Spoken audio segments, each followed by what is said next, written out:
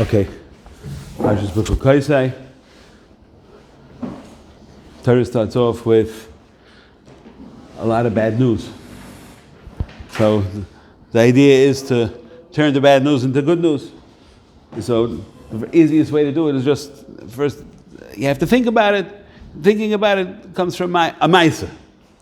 So the Maisa, I want to say two Maisas. One with Rebbe Lopian and one with the Satmar Rebbe. That's all. I don't know if how good a mix it is, but the common denominator is they are both tremendous Balei Emunah, Balei B'tochen, and Ovdei Hashem on a level that if we could be zeicher to get there one day would be Gavaldi. Anyways, in Yeshiva Kfar Hasidim, one bacher decided one day that it's time to go to work. Why did he decide it's time to go to work? Because he figures, eventually he's going to have to make a parnasa, and he's learning yeshiva now, and he won't know anything, so he has to go to work. So the minhag in yeshiva was, before you decide to do anything, you go to the Rosh Yeshiva or Mashgiach, and you tell them what your plan is. So the bacher comes over to Rebbe Lopian, and he sits down, and he says, I'm already of age to be in Shidduchim, and hopefully I'll be engaged soon. So Rebbe puts up his hand, stops him, and he says, who said you're going to get engaged? Maybe you're going to stay single your whole life. So the Bacha looks at Rebbe. He says, what, the Rebbe's cursing me? That I'm not going to get engaged? I feel that I'm going to get engaged soon. So Rebbe looks at him and says, okay, weiter, what else? So the Bacha continues. He says, when I get engaged, then I'm going to get married shortly after. So Rebbe cuts him off and he says, who says you're going to get married? How do you know? Maybe the shidduch will become bottled. So the bacher looks again, what? The Rebbe, the Rosh Yeshiva is cursing me, I'm never going to get married.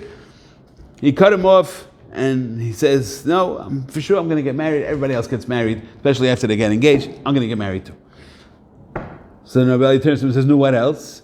So then he says, after I get married, I'll have kids. So the Rebbe turns to him and says, stops him and says, how do you know you're going to have kids? And so the bacher turns and says, what do you mean? Most people have kids. Why shouldn't I have kids too? I should have kids also. The Rebbe is cursing me. So then Rebbe Elya asked him in a tmimistic way. He says, I don't understand. You have 100% bitachon you're going to get engaged.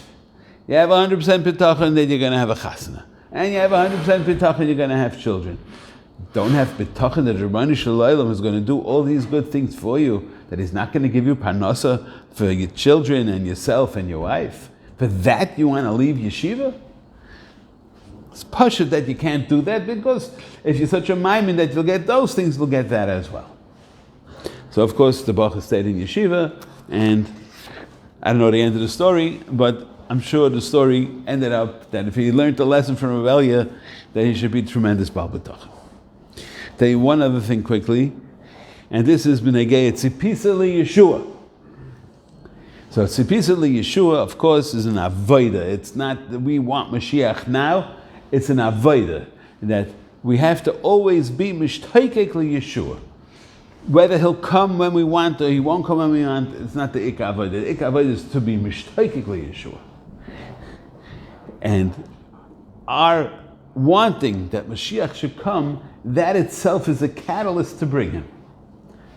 Not was tutzach developed with wars and missiles and this and that, and nothing to do. It only has to do with a person's avodas Hashem and his learning Torah and so forth. And there's a ma'aser with, I'm just going to say over, it was a ma'aser with the Bais Halevi. And the Bais Halevi was the one of the Gedolei Hadar, and Brisk was one of the big cities, and the city of Brisk wanted him to become the Rav and Bezdin, the head of the Bezdin in the city, and he didn't want. B'shum Panim V'Ofen didn't want. And it was back and forth many times.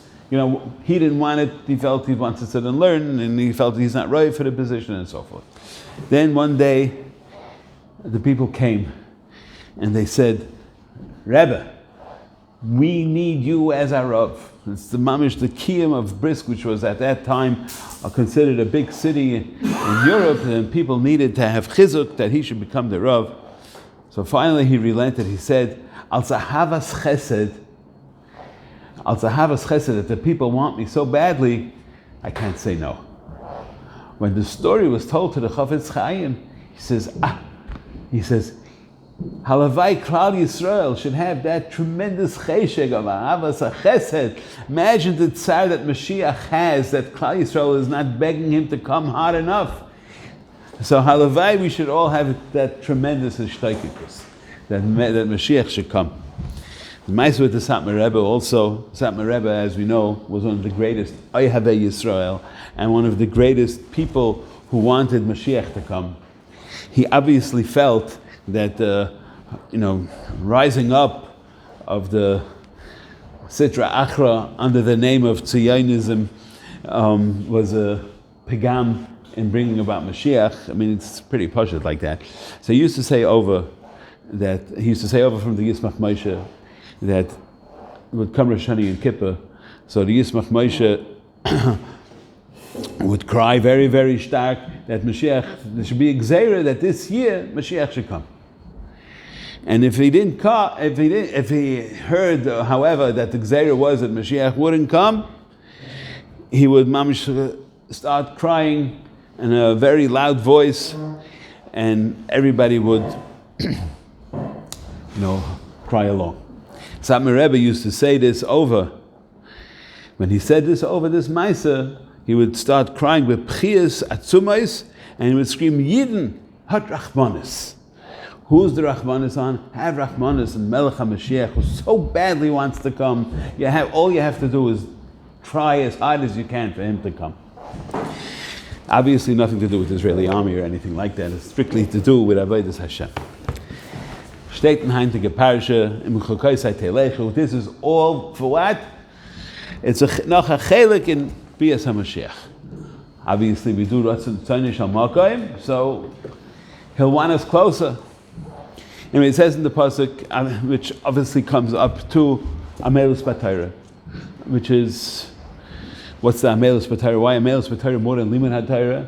The pshat, if we learn Sod, one of the Ikka Avodah of learning Sod is that your brain should be occupied 24 hours with Avodas Hashem, a desire to get closer to Kodesh Baruch Hu, thinking and learning. It's not just that I'm learning this and I know all the partzufim and ilamis and all the things that go along with it. It's navoida pnimius, that it takes you always to that level that it never stops. That's pshat amelus b'Torah. And then it says, the pasuk continues, v'hitzig lechem da'ayish espotzir basir yasig ezara. So I'm saying over from the Ben Ish Chai. It says, right?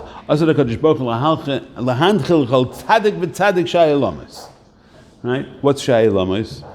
Question number one. Question number two is, what's Tzadik v'Tzadik? Why does it say double lashon? So, the answer is simple. As we know, that every person has dalat chelkei haneshama that he can reach. So it's nefesh, ruach, neshama, and neshama and neshama. Chai Yechida obviously are not on the table, but Nisham and Nisham is the highest madrega. And that those four madregas is connected Dalet Oisius of Kodesh Baruch Hu, which is also connected Dalet Eilamais. So it says in the pasuk, Lahanchil Oyhavei Yesh, the Ashaya Eilamais, and then it says also V'Yisrael Amalei, right? So what it means is, to each person will come Shai Eilamais. And what's Shai Eilamais times 4? Because each person will get the Shai Eilamais on each madrega. So he'll get Shai Eilamais for the Nefesh, Shai for the Ruach, Shai for the Neshama, and Shai for the Neshama l'Neshama. That's 4. What's 4? 2 times Shai is how much? Keser. And what's 4 times Shai? Keser. And what does it say by Matan Torah? That what does it say? It says, Sheba'es shenos and Torah koshu malach ha'yasharis l'kol echad mi Yisrael shnei kesarim. Right? And so the shnei kesarim is these 4 yeshs. And so, which is 2 times Keser. So I think it works out very well. Nachdem steht weiter, v'hitzig lechem dayish es basir. What's dayish? Daled Yesh, right? That's the pasuk telling you. What are you going to reach? What does it mean really? That by the time you finish gathering all the crops of the wheats, then it'll be time to gather the grapes. That's the bracha that you'll always You'll always be, obviously it doesn't mean that you're going to be rich, because richness is not something that the Torah wants us to acquire. Obviously it means to be full of Torah.